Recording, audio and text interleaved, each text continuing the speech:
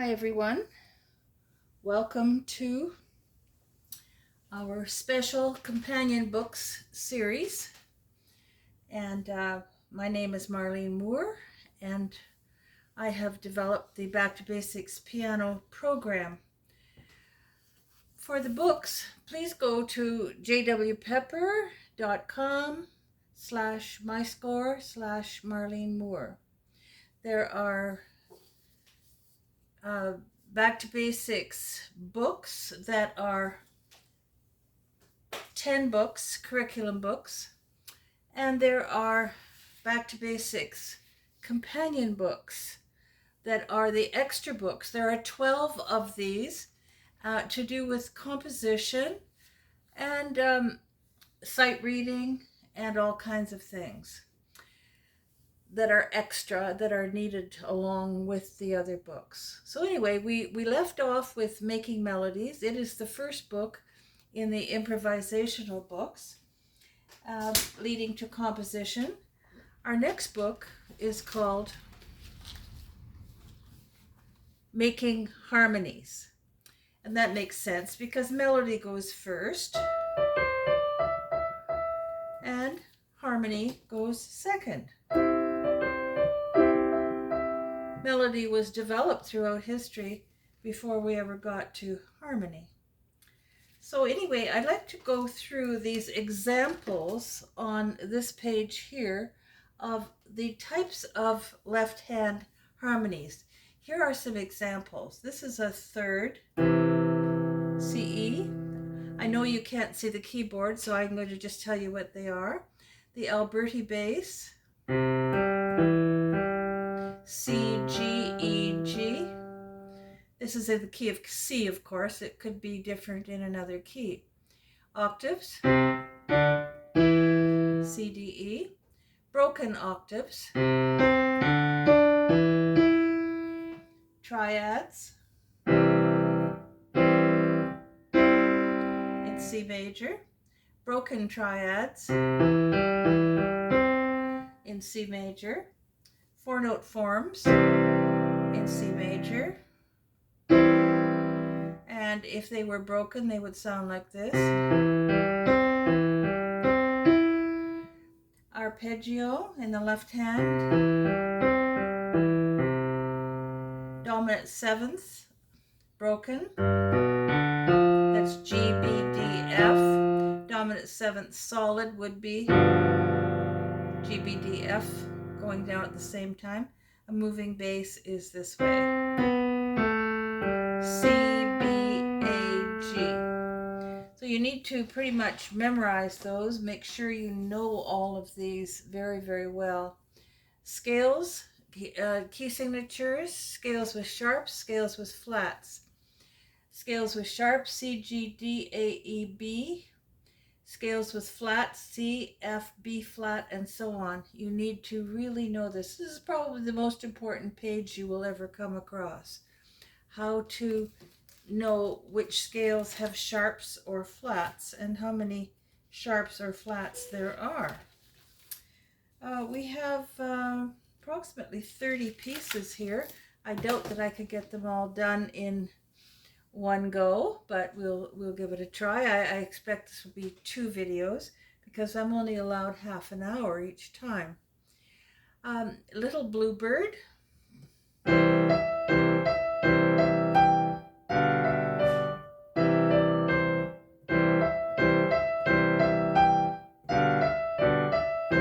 then it repeats. The first 10 pages of this book are to do with not changing anything in the left hand. They're just a given piece.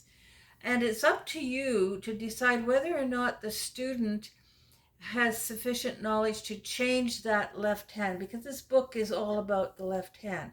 The right hand is the given melody. The left hand is the given bass. Now, I can change that to anything I want to. What's given is the solid triad. But if I wanted to change that to perhaps an Alberti bass, I could do this. Instead of doing this, I could do this.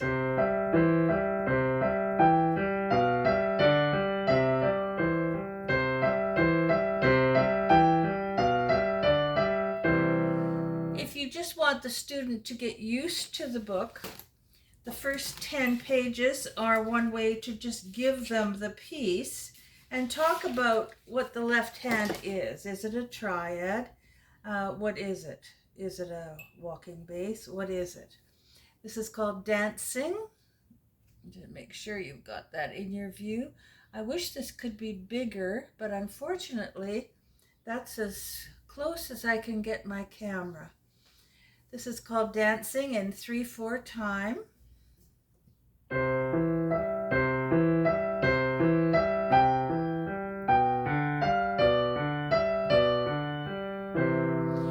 If you have a student who's curious about changing that left hand, you could have him perhaps do something like this. And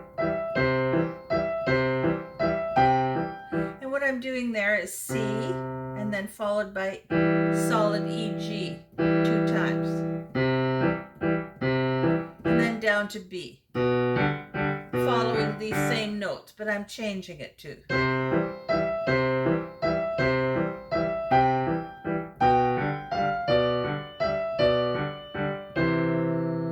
Okay, this is called a little waltz.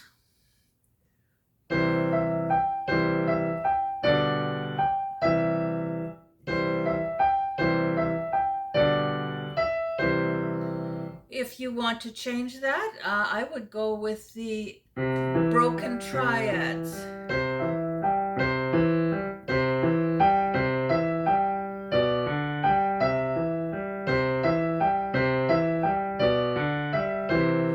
Or you could make a combination of a solid one to begin with, where it starts, and then in the second line changing that to the broken one.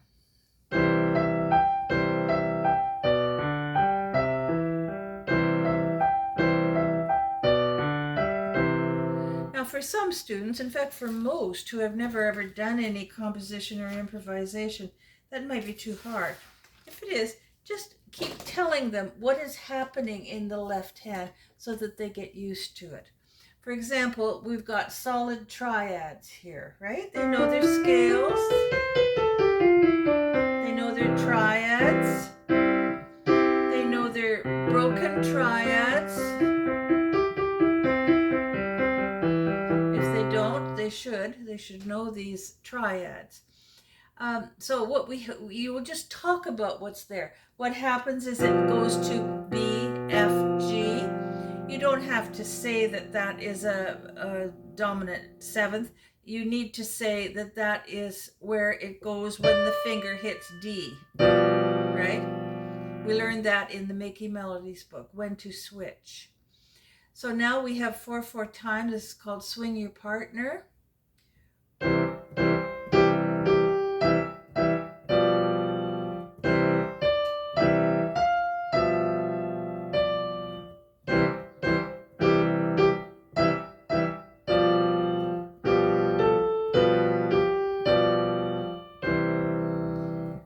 My musical self would like to change that to a walking bass.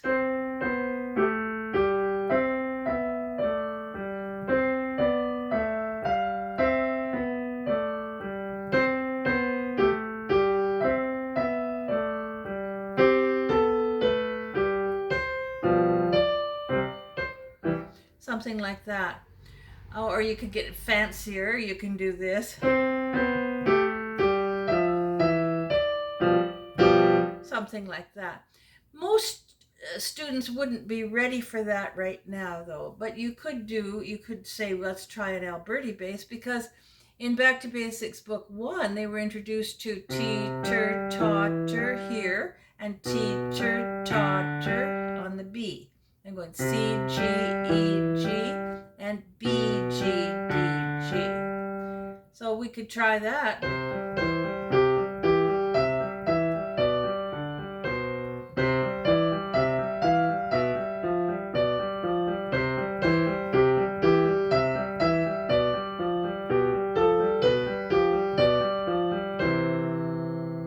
And on a solid chord. I'm changing the teeter-totter that is D in the middle to F in the middle. You the difference there?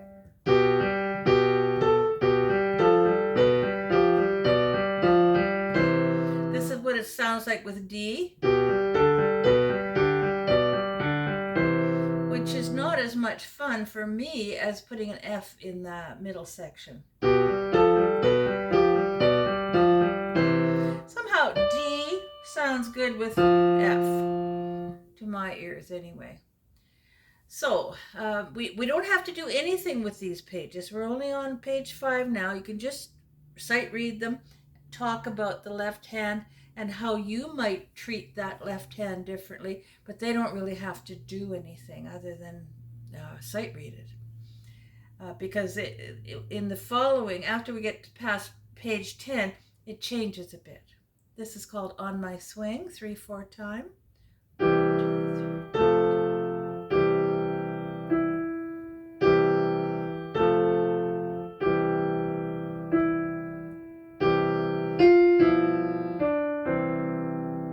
And there's a tie at the end. You could try broken triads there.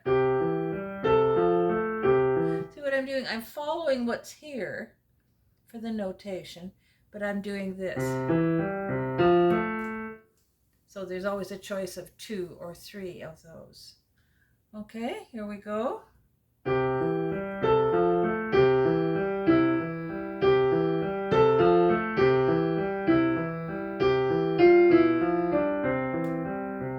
I like that. That sounds just as nice as the way it's written. This is called A Summer Day. Okay, 4/4 time.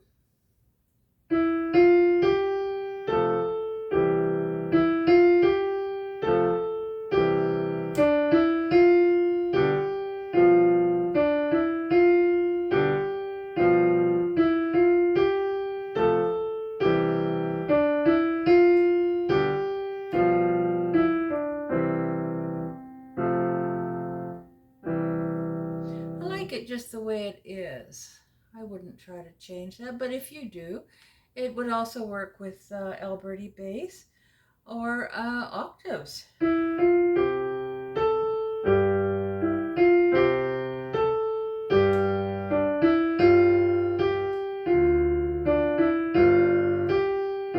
Those are octaves. Here we go, Mosquito Buzz. This is written in A minor. Always have them play the scale for the key signature. And find the triad where it starts.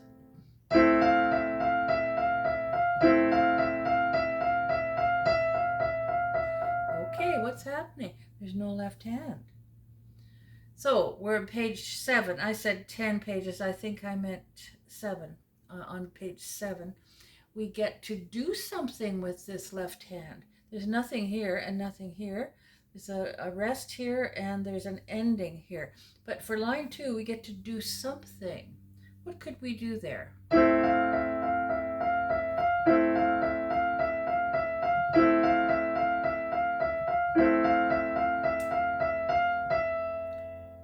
You swat the fly or the mosquito and it's done.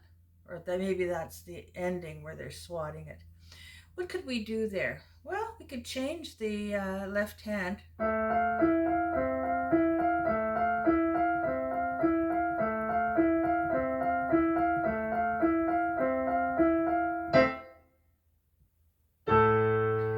Or we could do this. I'm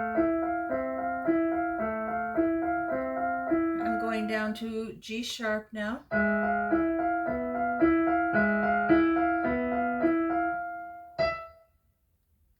Swat them. You could do a walking bass, starting on A.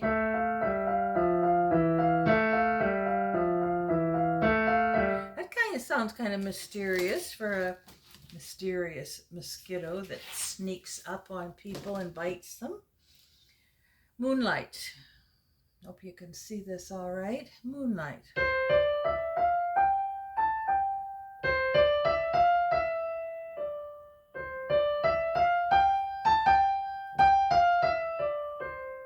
And it's a given Alberti bass, teeter-totter.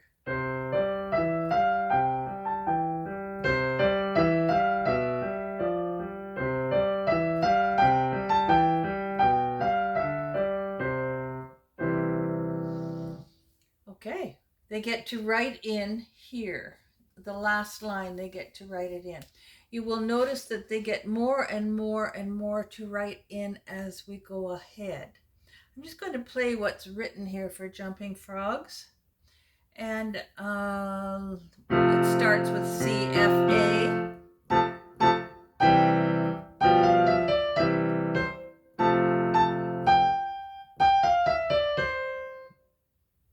And it repeats.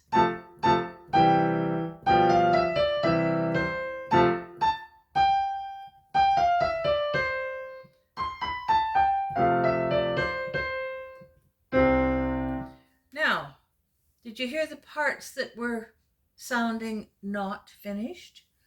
The second line, and probably where the little arrow is here. You see where the wee arrows are? It's showing you that something's missing. We need to think about what should go there. I think you know, but you need to talk about this with the student. What will go there? Will this line be the same as this? Let's find out. I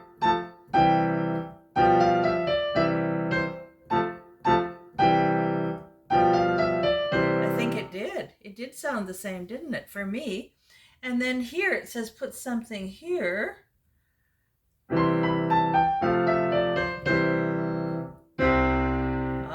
So I put a C major triad in there. That one is given, and then a C major triad again, and the ending. I'm going to play it now without talking.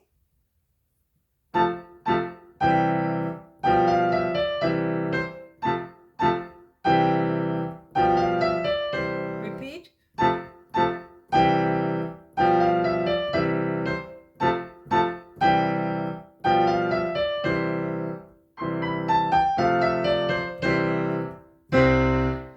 That's a rather dramatic piece about jumping frogs, and it's a good one for teaching too. Before they do this book, their usage of scales and chords, triads at least, have to be very, very secure, or they will be frustrated playing these. I hope you spend a lot of time on scales and triads. Did you know that scales, chords, and arpeggios are really the grammar of music? They are. They're the most important of all. Okay, time for bed. Here we are.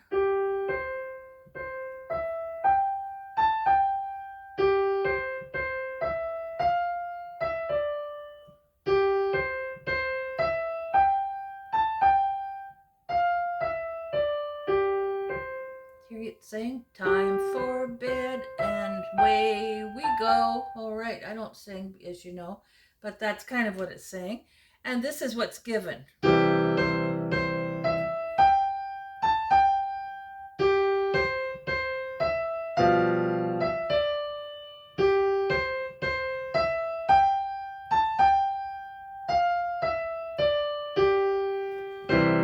Doesn't it sound odd without the left hand? So we're going to put a chord in here, and here, and here, and here, and here, where the arrows are. If you want to change that to an Alberti bass, the child could write that out as an Alberti bass. Do they write it out right at the beginning? No, we wait till it kind of gels or sets in the brain before we try to write it out. You will get the odd one, though, that comes running into your studio and says, I wrote it all out. I know. Probably a visual learner, and that's okay. You shouldn't force them to write it out in any particular time period. But it is, yes, they should write it out. Even if you spend 2 weeks on each one, they should still write it out eventually. Some, though, visual learners will want to write it out right away so they can see it. And don't do it for them. Just make sure that you help them to do it. Give them suggestions. Say, well, let's look at the pattern. We've got this one, C, E, G, and we've got this one, B, F, G. So take it away. Here we go.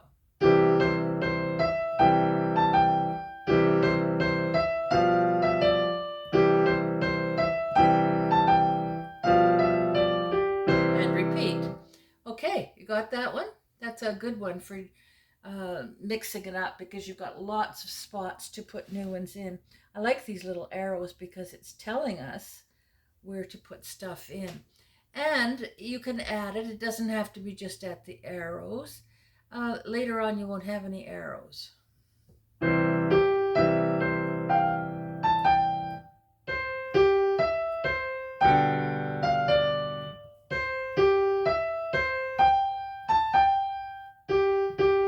Oh, I got one wrong. I'm so used to playing it with a left hand. So I'll put the left hand in now where the little arrows are showing, and I would put a left hand here too on the top. I think the arrows are missing there on purpose.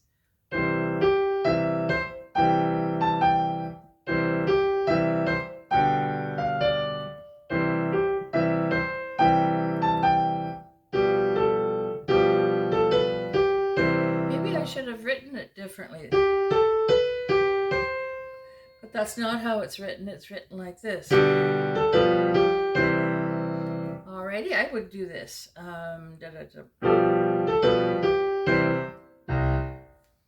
It sounds like it needs a finished ending there. Okay, you can put words to these, you know. In the garden, do, something there. This is dancing in the garden. I must have been doing my gardening when I wrote this one. I don't know.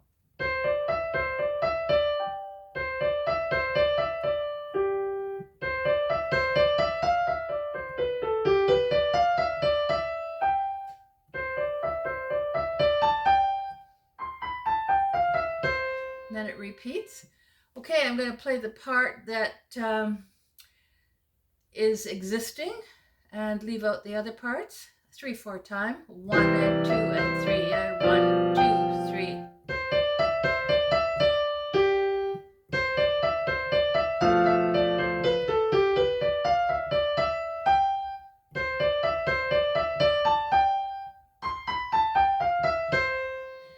Notice there are no more arrows. Now they have to think, where will I put a harmony in here? Because this book is all about making harmonies.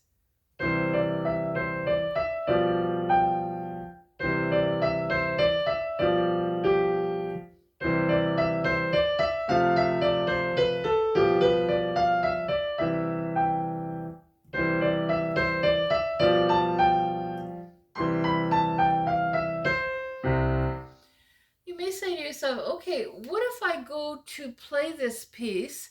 There's nothing in the left hand and I put in the wrong chord or the wrong structure. That's okay. You need to tell them that in improvisation and composition, it's absolutely necessary to make a mistake. In fact, you might make 10 mistakes in one piece. You might make 50 mistakes. Tell them that the roof has not fallen in yet because you made a mistake, and that Marlene Moore, who wrote this book, says, yes, we all have to make a mistake to get it right. For example, what if you were to do this?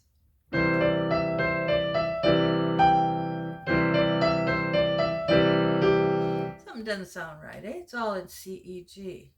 So I know that little rule. When I have a C, E, or G, I play this, C, E, G.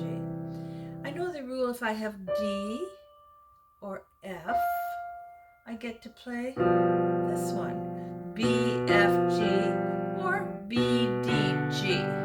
Sounds nice. So C, E, G goes with C, E, G.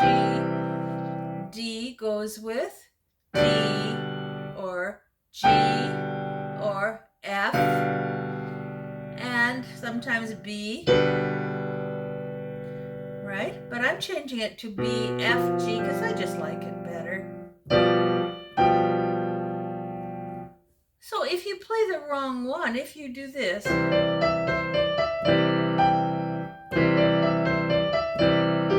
just turn to the student and say, you know, I made a mistake on purpose. I don't like the way that sounds at all. Why don't you have a go at it? You try it and see what you can do. And maybe the student would do this.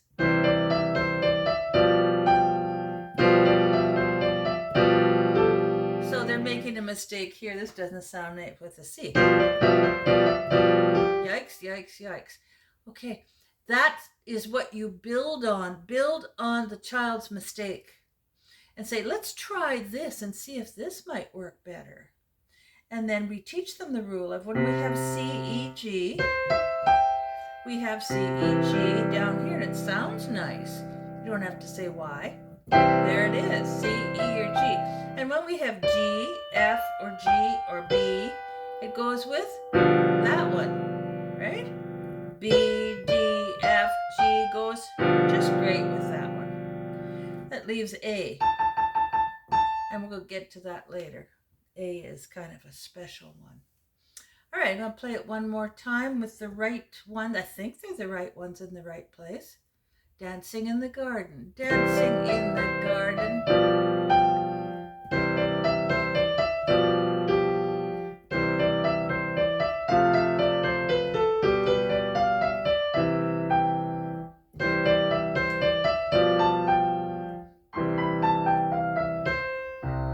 And don't forget to do the repeat. Do you know why the repeats are in there? On purpose, so that the child will play the piece more than once. Okay, here comes my favorite one, tarantella. I love tarantellas. You must know that by now. If you go into Back to Basics, the sheet music, you will find tarantella dance, and it's one of my favorites.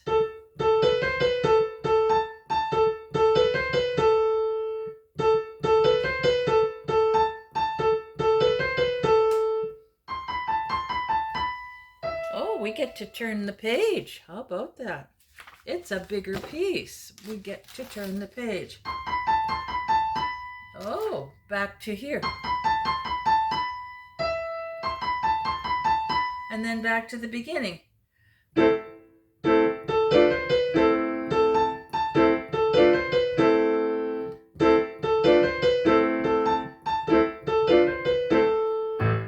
Oh, how about the second part here?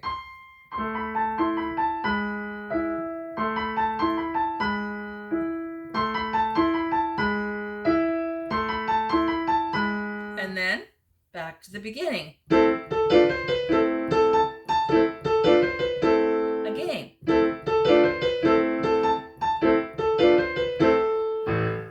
Ah, love it.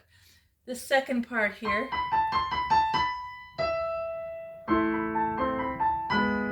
G sharp, B, E. Goes with the B.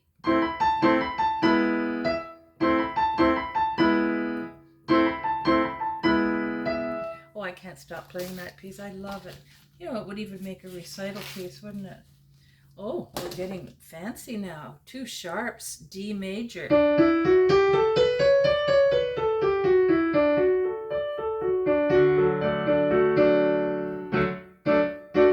Did you know that I love scales, chords, arpeggios? Oh, I hope you're doing your scales, chords, and arpeggios at home. This is called Waltz in D major. Let me just play the right hand first.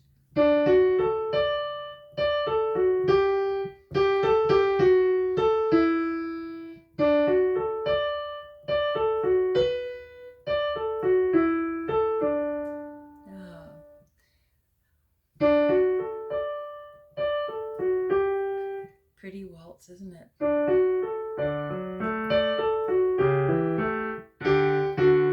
There, I did my first mistake on this one. Isn't that exciting? Now I have to go back and slow down and figure it out. C sharp,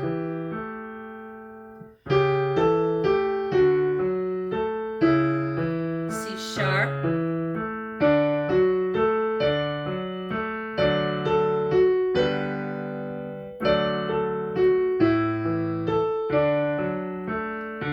D major is not something they're used to unless they really, really know these scales. So we've got a choice of D in the left hand, D, F sharp, A that goes with D, F sharp, A. Isn't that a surprise? And when we get down to the F sharp, to the E rather, That's when you have C sharp, E, A. C sharp, E, A. Write that down. C sharp, E, A. Solid or broken.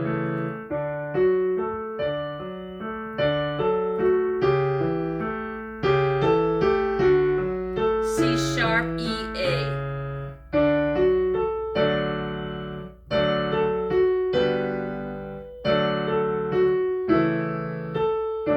It's tricky. Believe me, it's tricky. And this will be our last one before we say goodbye. Let me just check our time here. Oh yes, we have to go very soon. Left hand, and a lot of this is on the next page. So we've got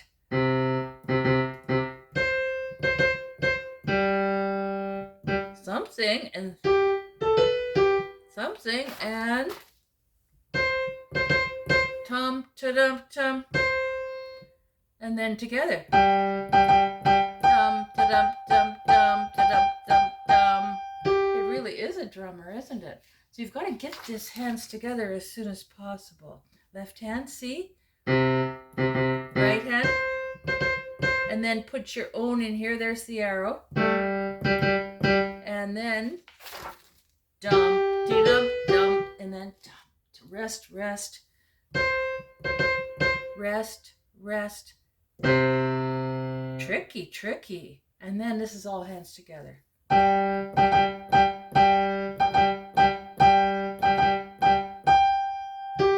And DC El Fine goes back to the beginning and do it again. Okay, I'm going to do another video immediately today, and we're going to start on page 16, Rush Hour. In this book we have 32 pages, so we're right exactly halfway. Okay, this has been fun. Lots of fun. Bye for now.